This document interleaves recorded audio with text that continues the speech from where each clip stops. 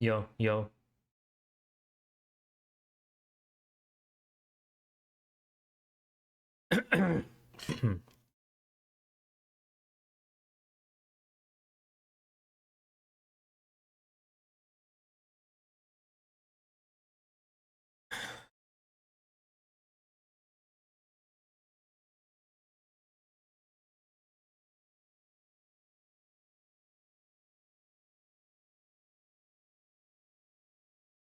Welcome back to Ballhead and Metal, guys. My name is Joseph. Today, we're going to do another Nightwish reaction, and by extremely popular demand, specifically the song Sahara, the live in Tampa version in Tampa, Florida. Now, I'm going to assume it's going to have some kind of Middle Eastern themes in this song, and I'm right on board for that because I kind of been asking for those more Middle Eastern infused either songs or even bands. So if you guys have more out there, let me know. Without any further ado, let's get right into the video.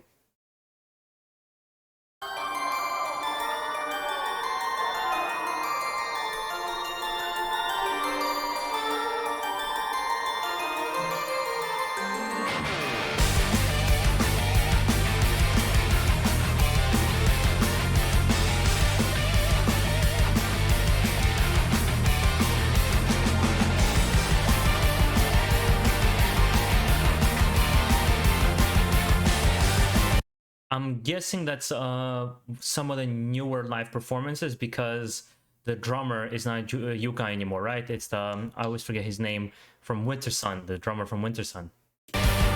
Kari, right?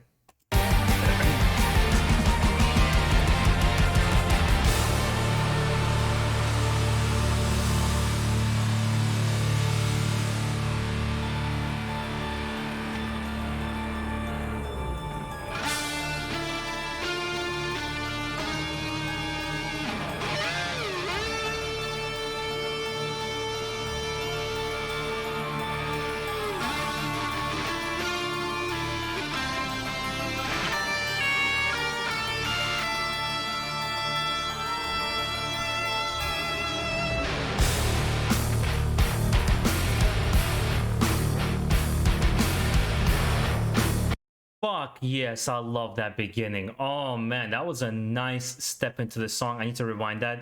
I like how he got that nice lead with the guitar, and then they just step into that kind of like a rougher riff. Oh, that sounds so good.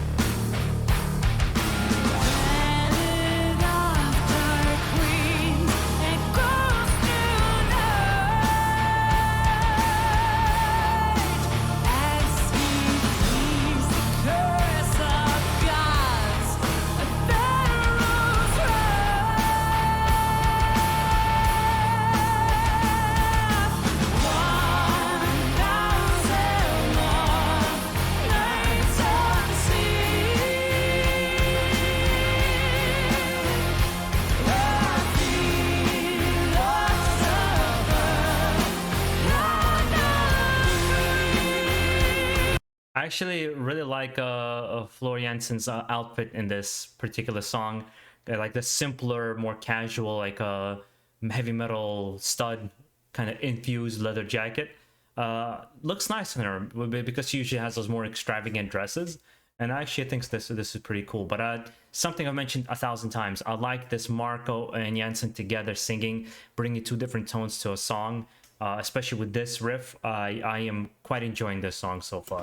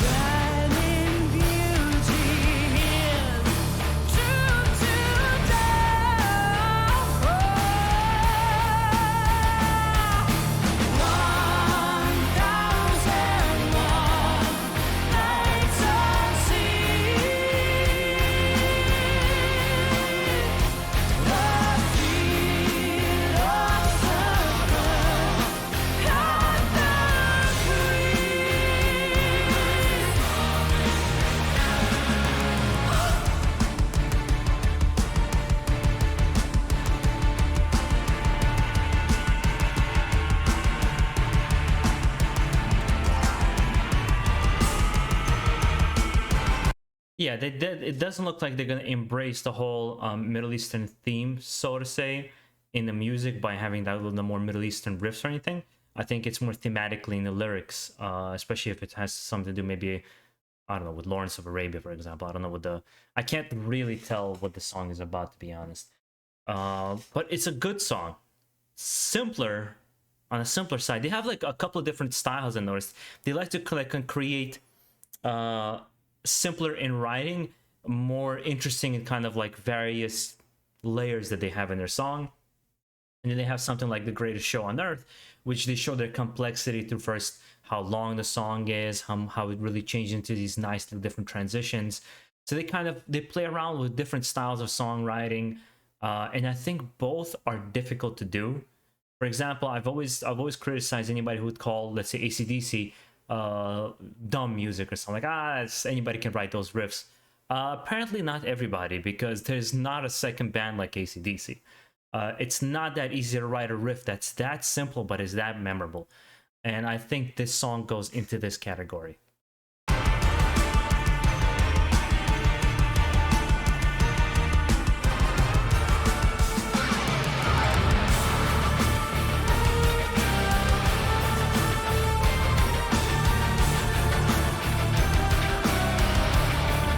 Okay, maybe I was a little bit wrong. It looks like now they're hitting into that Middle Eastern theme with the keyboards.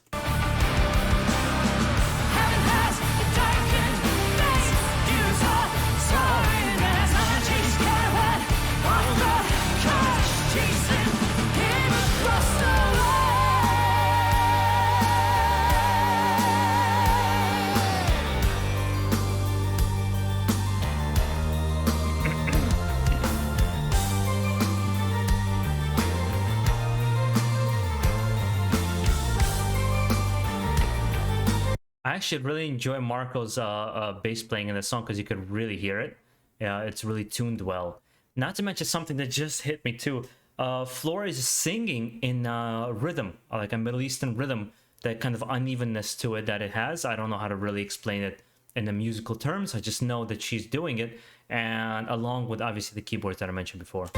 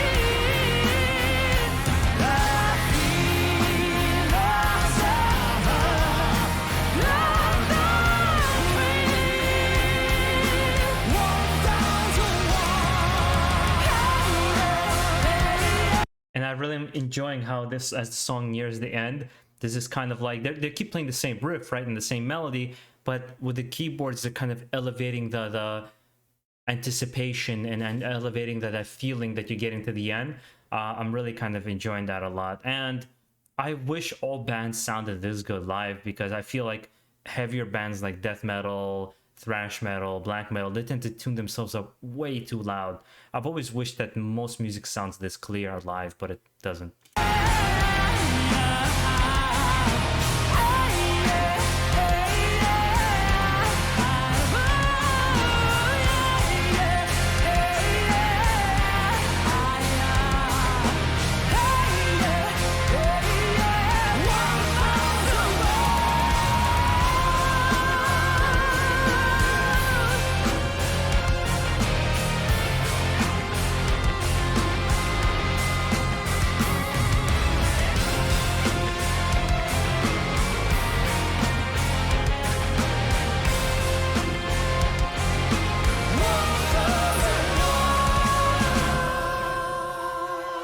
Wait, it's 1001 Nights. Ah, now it's kind of that's what the song was about. Which funnily enough, was not written by a Middle Eastern person. It was written by some, I forgot, the European author who wrote 1001 Nights, and all he did was kind of steal all these Middle Eastern stories, compile them one into one thing. He came up with that whole Shahrazada intro where she would tell the guy the 1001 stories every single night, so he wouldn't murder the girls. But that's, I guess, what the song was about, which is cool. I just want to let it play out and I come to the end. Yeah. You know, out of my favorite bands that I've ever seen that were power metal bands that I've seen live, despite I've mentioned Iced is my favorite power metal band, the two bands that were amazing live was Sabaton and Symphony X. Super fun to watch them live because they're so energetic and their songs are very explosive and bombastic. And I could not stop thinking how the guy from Sabaton, the singer, he looks like Chuck Liddell, the MMA fighter. And that's all I could think about the whole time as I was moshing in a Sabaton concert. It was really, really fun. But anywho, guys, it's like at this point I've come to love, well, I should say I come to appreciate Nightwish and like Nightwish. Love is a very strong word to make sure, you know, it's something that means I'll be listening to it by myself. I think I've mentioned that I think Nightwish is a band that I have a total appreciation for, and I enjoy listening to them, especially when you guys request these various songs. But I don't know if I would ever listen to them on my own, not because they're bad, but because they're just not typically the style, even within power metal, that I enjoy, or symphonic metal. I think the symphonic metal that I really, really enjoy, Therion. If you guys, anybody's familiar with Therion, the early stuff with Therion I really, really loved. Like Secret Ruins, I think, the name of the album. But anyway, I'm just kind of stretching it out here. Sorry guys, hopefully you enjoy the rest of your day. Keep it metal.